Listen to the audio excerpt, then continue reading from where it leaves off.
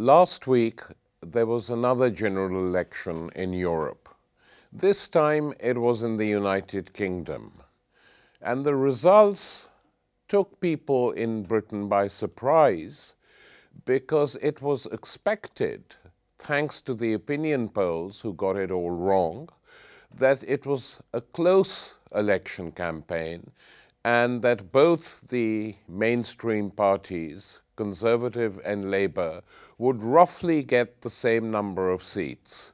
It wasn't till we were well into the evening and the results began to come in did people realize that this was not the case, that in fact the Conservatives were going to win an overall majority in the House of Commons and wipe out their Lib Dem allies from the coalition that had served before.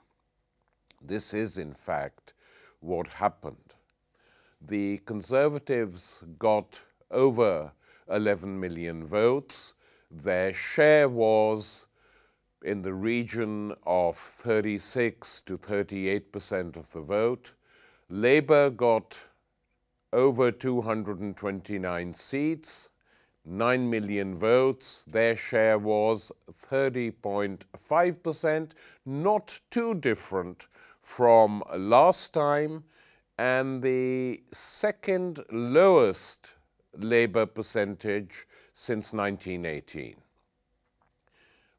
But as some analysts, including myself, had been arguing now for well over 2 years, the key to the British general election was not so much what happened in England, but what happened in Scotland.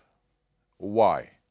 Because for a long time now, there has been growing dissatisfaction in Scotland with the link to England and the United Kingdom.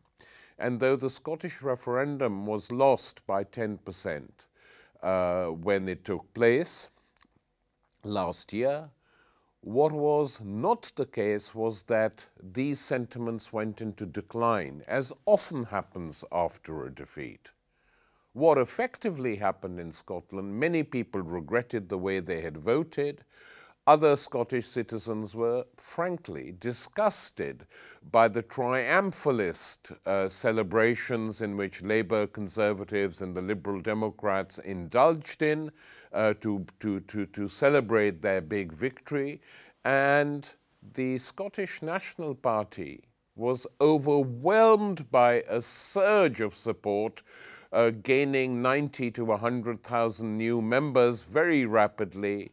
The Radical Independence Campaign and the Greens both benefited, and a mood began to develop in Scotland, which on a visit there I sort of saw very clearly, that the way now to punish the UK state was to ensure that the Scottish National Party, the SNP, won most of the seats on offer. Was this possible? The mood indicated that it was.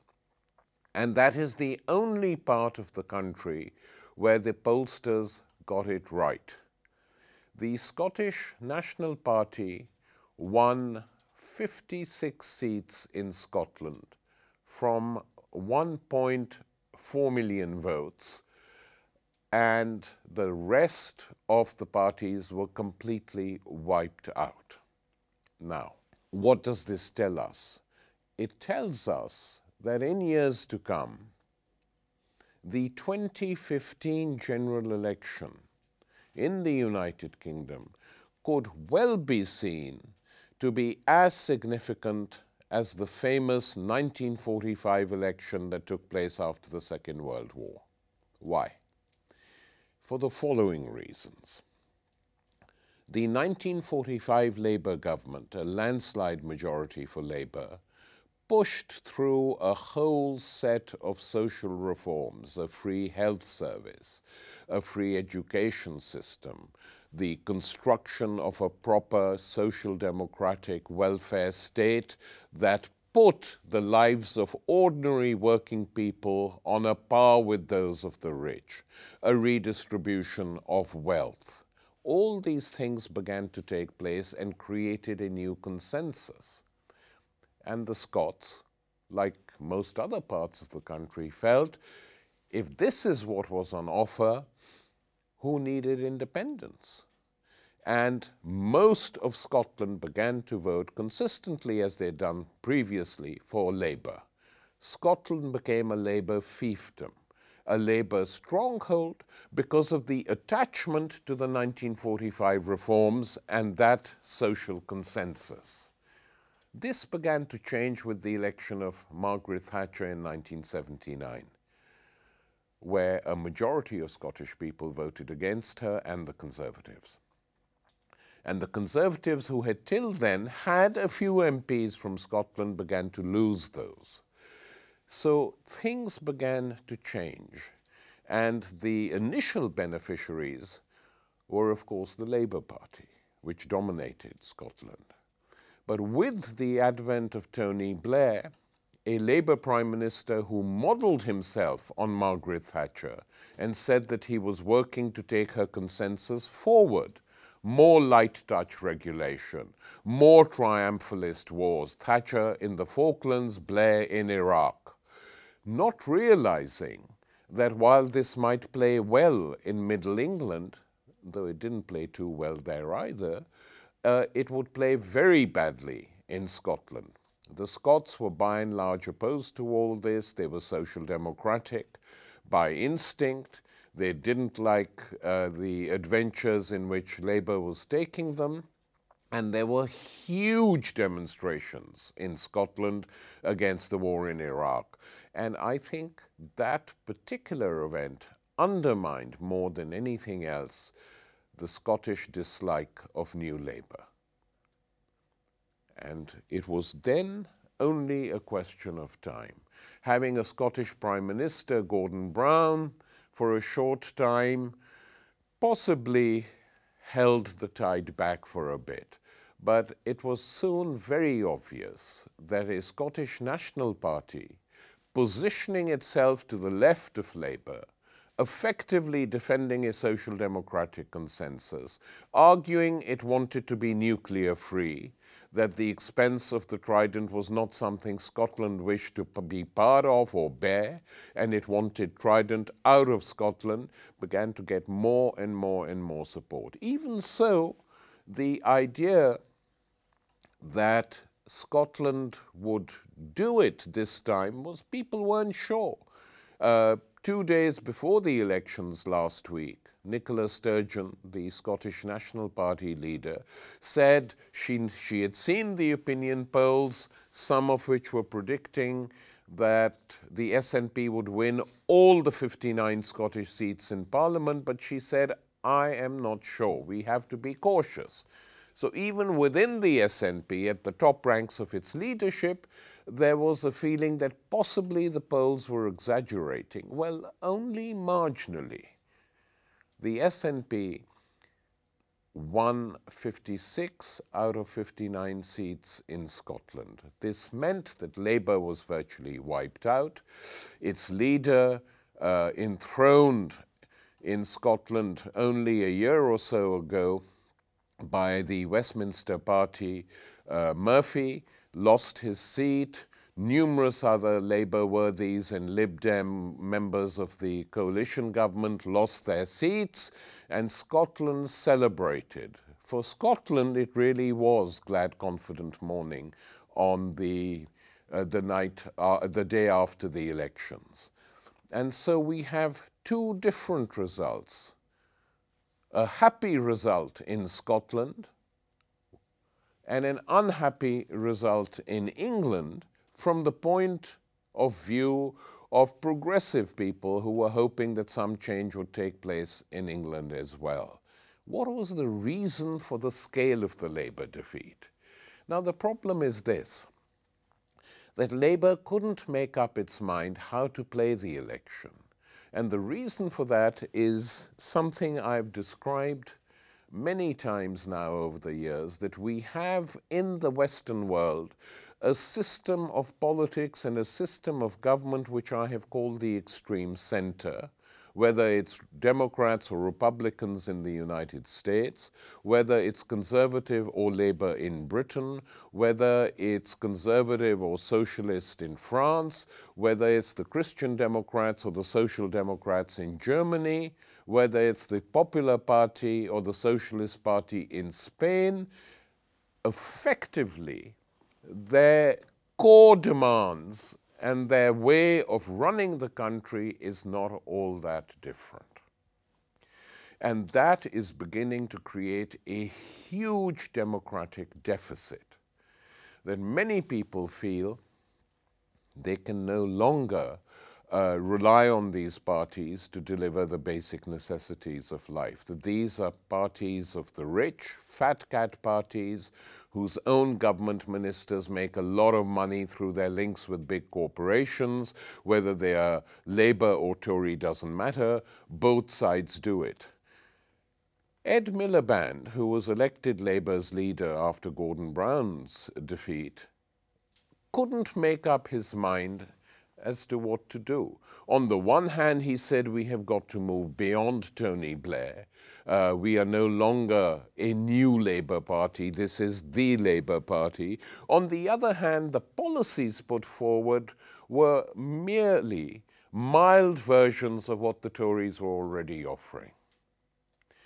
Coupled with this, there was a huge campaign in the conservative press against Miliband, pointing him out to be too radical, saying that if he did a coalition or any sort of arrangement with the SNP, these wild, crazy Scots would be running Britain as well. This was unacceptable, and a huge nationalist frenzy was whipped up by the Daily Mail, the Sun, etc., to highlight the Scottish threat.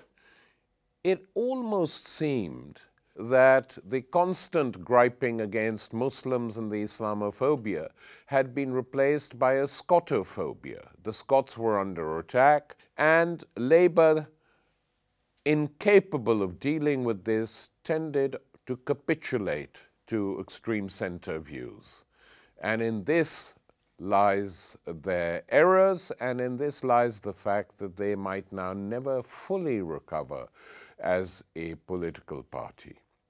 What will happen to the Labour Party, we shall see. The voices were already being raised a few days after the election result that the big mistake that Labour had made, and the BBC was showing a whole group of hardcore Blairites who had served with Tony Blair, saying the big mistake that was made was not to stick to pure Blairism. That's how we won, which is of course absurd, because that's not only how they won, that's how they lost, not just Scotland, but large swathes of England as well. Another key issue, not fully debated in this election campaign, but hovering in the background, was immigration. Now, in times of economic crisis, all over the world, the question of immigration becomes fairly central. Where you have large unemployment, precarious labor, insecurity, the easy target is foreign migrants.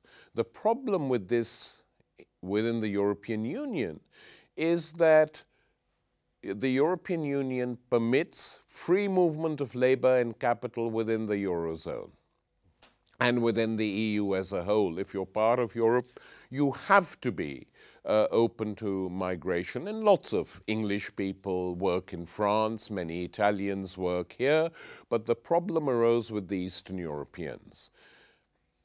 The United Kingdom Independence Party, UKIP, made this question of immigration central in their demands, that we want all immigration from the European Union stopped. We're not opposed to the immigrants already here. to the immigration from the Caribbean or Asia, which took place after the war. That's untouchable, but these new migrants, Poles, Romanians, Bulgarians, etc., these pose a problem to us. What they didn't fully grasp, but they might have posed a problem to the UKIP leadership, they certainly didn't pose a problem to British capitalism, which needed cheap immigrant labor to do a lot of its dirty work. And they do it, not just immigrant labor, but English labor, Scottish labor as well. They need them. Salaries are low. They're scared that trade unionized workers might fight for more, so they try and get people prepared to do an awful job for very low wages. That's a fact. But the question is not whether this is the problem caused by the migrants, but by the social economic system that dominates Europe at the moment. But a question of the inability of capitalism as a system to deliver full employment any longer, which was one of its proud claims to fame immediately after the Second World War. Full employment was taken for granted. In the face of this, neither of the extreme centre parties in England were capable of taking up the challenge. Labour had produced a mug which said immigration control. This was a Labour Party mug being sold on the Labour Party side. The Tories didn't have to say it too much because everyone knows they believe in it. The only party, once again, which defended immigration was the Scottish National Party, who said Scotland is a better place with all its immigrants. And why this unpleasant, nasty campaign against migration. And of course, on a lesser scale, so did the Greens. But for the mainstream, immigration became a central issue. And this too creates an unpleasantness in the country as a whole, because it avoids the real questions. Immigration always does that. It obscures the real questions by producing scapegoats. So on this question as well, the Westminster parties were shown how they should have behaved by the Scottish National Party. So the Tories have won an overall majority in Britain, but the conditions in which they come to power remain unstable. Austerity, which they claimed was absolutely necessary, and in this Labour supported them, so there was no big difference except in the degree, it's turned out to be a policy which people have voted for, but lots of people didn't vote for it. The turnout was at 60% plus, something like that, not hugely different from the last election, which means millions didn't vote. And traditional Labour supporters in Sunderland and others, usually safe Labour seats, began to desert. And who did they desert to? There was nothing on the left of Labour to which they could desert because there was no alternative offered. They were not going to desert to the Greens because many, many white working class people would consider the Greens too airy-fairy. So they deserted to the only party which to them made some sense, and that, alas, was the UKIP, the United Kingdom Independence Party, led by right-wing populists, whose leader, Nigel Farage, lost his own seat, but they nonetheless gained 4 million votes.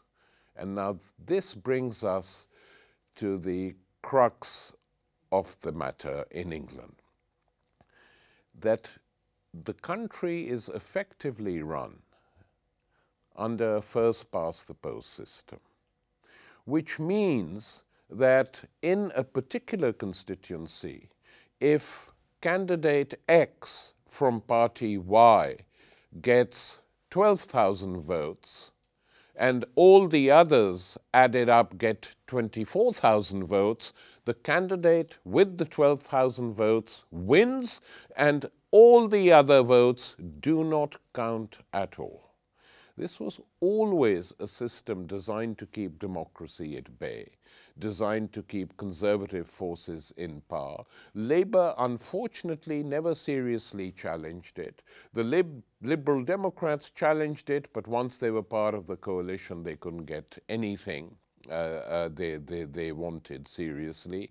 And so we are lumbered with a first past the post system.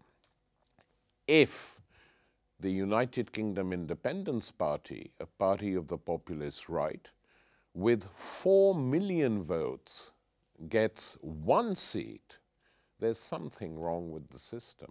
And if the Greens with 1.8 million votes or thereabouts get 1 seat, there is a problem, because both Labour and Conservative with their votes are represented way out of proportion to the rest of the electorate. And this can't go on any longer. And it shouldn't be allowed to go on any longer, and probably won't, because with the Scottish vote now, what it is, I think the United Kingdom is nearing its end. I think essentially what is at stake now with this election, and why it could be a counter to 1945, because if the victory of Labour in 1945 guaranteed the cohesion, the social cohesion of the United Kingdom, the Tory Conservative election victory of 2015 guarantees the breakup of this United Kingdom, because the Scottish people are no longer prepared to go along with the social, economic and foreign policies of the extreme centre that dominates Westminster. That is in effect what we have seen. And of course, if this happens over the next 5 years, there's a new referendum in Scotland goes independent, that will be the end of the United Kingdom. So what remains be like? Effectively, it will have to have a constitutional conference and a constitutional convention, a written constitution, and a change in the electoral system. There will be a huge pressure building up, because most people will find that they're not fully represented.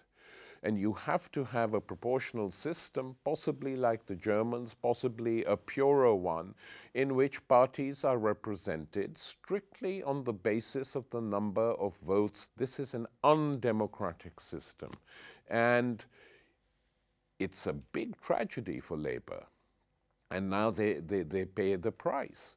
And this electoral system was, of course, used to cement the New Labour project. The political geography of New Labour, when decoded, told a very clear story.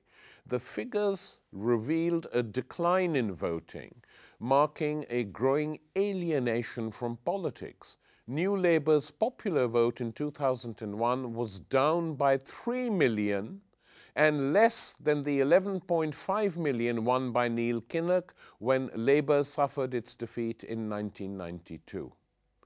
The 71% turnout that had been considered low even in 1997 now dropped to 59%. Only 24% of the total electorate voted for another Blair government. Unsurprisingly, there were 2.8 million Labour abstentions in Britain's former industrial heartlands, the metropolitan vastnesses of Tyne and Wear, Manchester, Merseyside, the West Midlands, Clydeside and South Wales. It was traditional Labour supporters who decided that a walk to the ballot box wasn't worth the exertion. Who were they? White workers in the old mining districts, Asians in the Lancashire inner cities, under 25s in particular. As one travelled further north, the fall in turnout increased, dipping below 44% in the blighted constituencies near the shipyards on Tyneside, the bleak Glaswegian council estates, and the semi-derelict terraces of Salford in central Leeds, below 35% in the wrecked zones of Liverpool's Docklands. It's important to remember these facts from the Blair period because one should not accept the dominant ideology of Labourism, which proclaims these as huge triumphs. They were electoral triumphs. They were not triumphs in terms of widespread Labour support. They were essentially the product of a preposterous first-past-the-post, winner-takes-all system. And the Scottish triumph in Scotland in 2015 now puts a question mark. And the question mark is not just for Scotland, the question mark is for the United Kingdom. And what Labour does and how it operates, we shall see in the next weeks and months. But effectively, the results in England have been a huge triumph for the extreme centre, and already there is pressure building up within Labour to move rightwards, even more to the right, to accommodate the dominant forces in British politics and economics. What is the solution? I've argued that the model of the insurgent parties in South America and in the Mediterranean are an important step forward in explaining how to organize. Doesn't mean that all these groups have been successful or that they don't have problems of one sort or another, but something new is needed.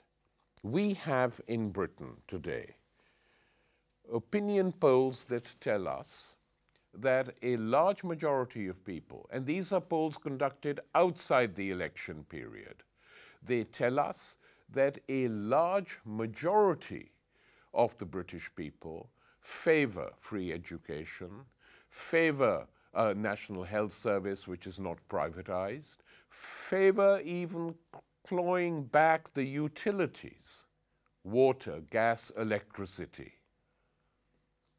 which should not be